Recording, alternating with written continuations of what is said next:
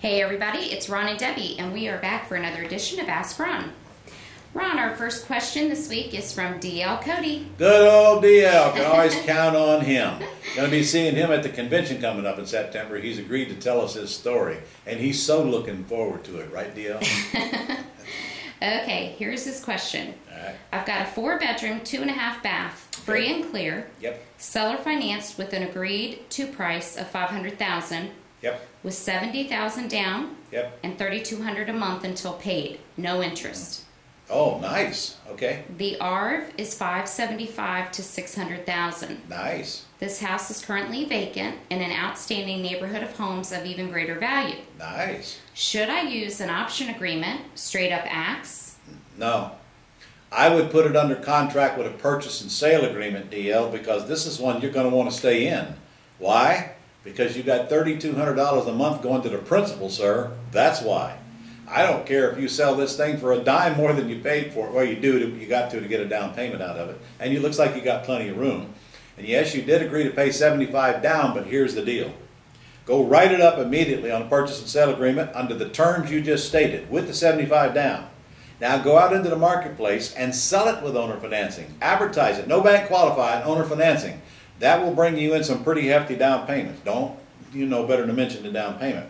In this case, you want at least $125,000, $150,000 down, and you want to get at least $3,200 a month, but you might be able to get more. So let's put it this way. Suppose you get $150,000 down, and you can't get more than $3,200, which is going to be tough on a $500,000 house. Just write it up the way you get a buyer to like it. Now go back to the seller and say, listen, I'm ready, but I got to change the deal. I can't give you 75, I can do 50, and I can't give you 3,200. I got to get it down to 25, or I can't get the market to bite on it. So just remember, you can change any deal you write up, but you got to get it written up, or you have nothing to work with. Write it up, play the market, go back, change the deal if necessary. You got a sweet one there, sir. You got enough money in that deal to probably equal the wages of people, 90% of the people that are working in this country on that one deal for a whole year. Get it done. Ron, can you offer him any little words of encouragement? He did say he's shaking in his boots. Yeah, shake until the shaking stops, that's all. So if you don't have a mentor, call us at our office and we can assign you with somebody that will work right on through this deal with you. Literally get on the phone with a seller or whatever. They're not going to the house with you though. That you got to do on your own, but they can pave the way so going to the house is nothing more than a formality except getting an agreement. By the way, they can also look at your agreement, make sure it's done right as well. Need a mentor, DL, man. I'm telling you right now, a deal like this will pay for a mentor for about 20 years. So get in here and get it done. Okay, he had one more question. Yeah. You have a contract on a property you want to assign. Yep. A realtor brings you the buyer. You have no contract with the realtor, Right. and they spent $0 on advertising. Yep. What percent should you pay the realtor? It's not a percent. It's a case-by-case arrangement you make with the realtor. If it's an axe buyer or an owner financing buyer, I usually give them 25% of the cash they bring to the table in the form of the down payment. And that's very, very fair. That's 25% more than they're going to get if we don't. By the way, the deal is, listen, I'll give you 25% of the deal if you'll bring me a buyer and get the heck out of the way and not try to ruin the deal between now and closing. Because I've had that happen quite a few times. They want to get their nose in there and they think they got to have, run everything. Get out of my way. Let me get it closed. It's closed with an attorney. You get 25%. We'll put it right on the HUD one. But go away. That's the deal. All right. Next up is from Sharon Chappelle. Sharon. She's from Minnesota. Sorry it's so cold up there, Sharon. Okay. She's got, let's see. It says, I show a house to a tenant buyer. They want it. I've done due diligence before I even showed the home. Right. And she said it was in as-is condition. Then I take a partial amount of the non-refundable option fee with the remaining to be given at closing. Right.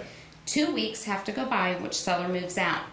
Mm-hmm. Tenant buyer wants another inspection to make sure that the house is still in the as-is condition as stipulated in the contract. Is there a correction you have found for the contract or a suggestion as to how to never have this happen? Well, I've never had it happen. Because, first of all, when you collect their non-refundable deposit up front, if they don't take the deal, they're not getting it back, so you don't need to put any pressure on them. If they want to go inspect, let them inspect all day long. And if it ain't the way they saw it, tough. Do you want the house or not? You didn't make them any deal that if they wanted to change the deal after the deal, they could. That wasn't part of the game. So there's a few times we've had to put pressure on tenant buyers when they want to, do the deal after the deal. But we just lay the facts out to them. We have a deal. Take the deal or forfeit your deposit. You choose, and that's exactly the kind of posture you should take. Obviously, you want to try to accommodate them as much as you can, but when they get to the point to where they want to change everything, well, you know my answer. Okay. All right. Next up from Carolyn Mize from Florida. Okay, Carolyn, I'll be nicer to you. I'm so Maybe. glad to hear that. Okay, Carolyn wants to know, are there any commercial property RIA groups you know of? Gosh, I don't know. I'm sure there are, but if there are, I don't know. Sorry, I couldn't help you Could there. probably just Google it. I go on Google. Yeah, be easy enough to Google, sure. Yeah. Okay, last up is Rick Farmer from California. Hey, Rick. I wanted to know if you thought round robin bid sales would still be a good way to sell properties I have options on. Rick, maybe. If you've got option them on there for less than market value, because when you do a round robin, usually you're going to get less than market value. It's certainly worth a try, but you got to do them correctly, and they are not hard to do incorrectly. And for those of you who don't know what a round robin is, it's where you drive a bunch of people to the house, and the house is going to go to the highest reasonable offer that weekend, and they think they're going to get a great deal, and actually they could get a deal, but a reasonable offer, of course, is whatever you say it is. So you drive them through the house, and they leave a bid by the door on their way out, and they're called on Sunday night and given a chance to up the bid. And quite often they get sold like that. Sometimes they don't, but it really has to be orchestrated correctly. Again, it's worth a try. All right, that's all we have this week, Ron. All right, see you guys next week. Before you go, though, in case you haven't heard, March 13th, 10:30 a.m. to 3:30 p.m., I'm doing a live ACTS broadcast, live with Scott and I. 5 hours of ACTS, step by step. So go to axlivetraining.com and get signed up. Well, because members get first shot at it, so get there right now. 500 and we're capped. We can't take any more. All right, see you next week.